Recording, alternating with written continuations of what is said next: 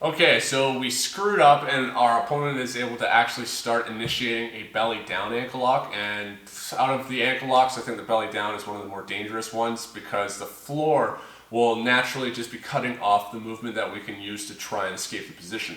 So rather than getting completely deep into a belly down ankle lock and then trying to work out of it, we know what's coming, and so these two things are going to be able to help you prevent your opponent from ever establishing that strong position.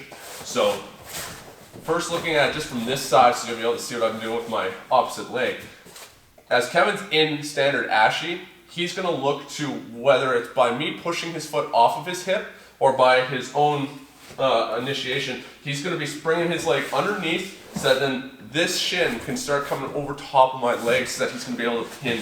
As he starts to get his knee down to the mat, he's able to tripod out, and he's putting a heck of a lot of pressure into my ankle. My goal is to stop him from ever getting his knee all the way across and positioned on the ground to form a tripod, so that I'm limiting the amount of base that he has and also stopping him from being able to successfully pin my hip. What I'm going to do is I'm going to use this leg.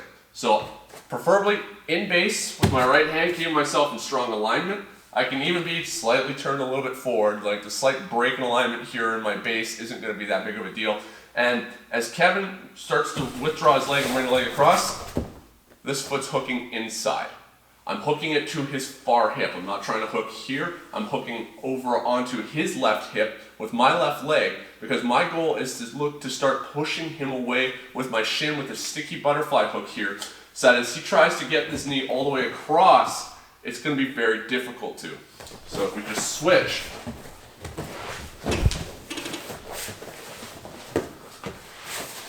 his goal is to get this knee planted onto the mat. Now, I can no longer move my hip that direction very easily because he's pinning it here.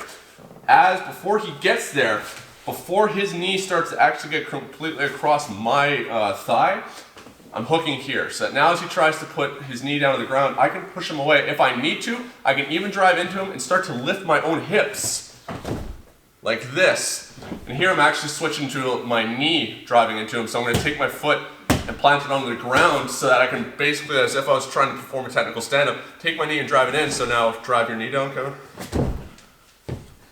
He can't pin. I'm going to be able to clear my leg. Go back to the other side for a second so I can show you the planting the foot on the ground.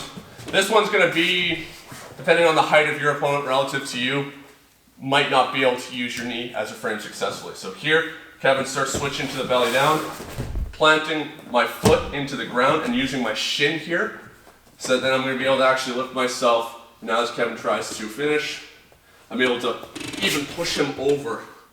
And then because he hasn't pinned my hip, this hand could block the knee. I'm just looking to clear it to unwind the control that he was trying to establish.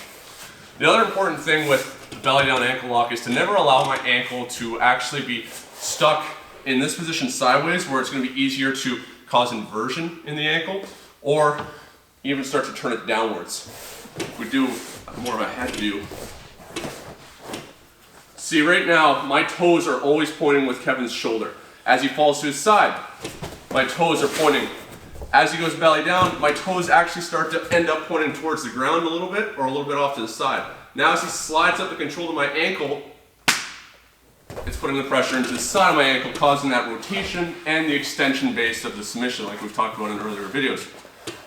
If I can keep my toes pointing up, then instead of being able to apply the ankle lock like this, it gets stuck where I'm going to have the position where I'm trying to just crank into the back of his foot here. So in relation to here, this is strong. If the foot turns a little bit here, this is strong. But if Kevin was to turn all the way around kind of into a sprinter stance, and I had the control of his ankle like this, there is no way for me to do anything. All I'm going to be doing is cranking into the front of his shin here, into the back of his calf. There is no ankle lock. So, let's switch back to here. My toes are pointing upwards, and realistically, all my goal is here is to make sure my toes keep pointing upwards. It's very hard for Kevin to have rotational control in my leg here because it's not controlling either end of the lever like the toes or the heel like we would for a heel hook. He is just wrapped around 360 degrees around the ankle, which is very strong for stopping me from being able to pull out but it doesn't stop me from being able to rotate my ankle quite freely here.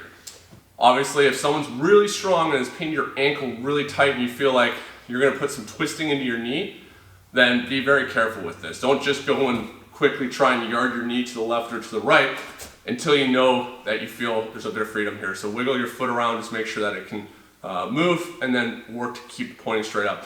As Kevin works to go for this belly down ankle lock, while doing this, my toes stay pointing up here. I'm not worried about a knee bar because his shin is up on my hip here, my knee is clear, and I also have this here, so even if he managed to bring this leg all the way across and he's looking to try and switch to a knee bar, it's too easy for me to extract.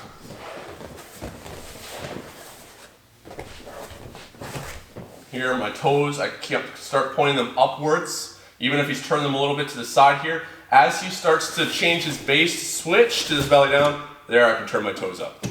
Even here with nothing, I don't even have my other leg involved here. If Kevin starts applying this, it's pretty uncomfortable in the front of my shin. And if I'm not careful, there will be a slight bit of pressure towards my knee as my leg is naturally getting fully locked out and he's putting a bit of pressure down on it. But this buys me a heck of a lot more time. Then, as I start to plant my foot here, I can even place it just on his butt to start pushing him away. I'm going to have a lot more success keeping myself safe and stopping him from pinning the hip. So our job is to free the hip and move around. And by putting our foot inside to control the far hip to stop him from being able to do that, or by keeping my toes pointed up, I'm keeping my leg in a strong alignment. So remember, it's not enough to just hold that position. We are looking to move ourselves out of it. So here, as we're in this parallel position, as Kevin looks to start going belly down, I am positioning myself here. My hip's not blocked. That's the way I'm going. If I just keep hanging out here, I mean, honestly, I'll probably be able to defend this anyway, but a really good guy, I might not be able to. So here, planting in base, I can frame it his hip, holding on to his knee here if I want. And I'm just looking to get myself back and then start bringing my legs into the inside space here to the hip or floating ribs, untangle, and escape the position. So don't allow yourself to get flattened out into the belly down ankle lock. Recognize when it's about to happen and shut it down as he's trying to transition to that stage.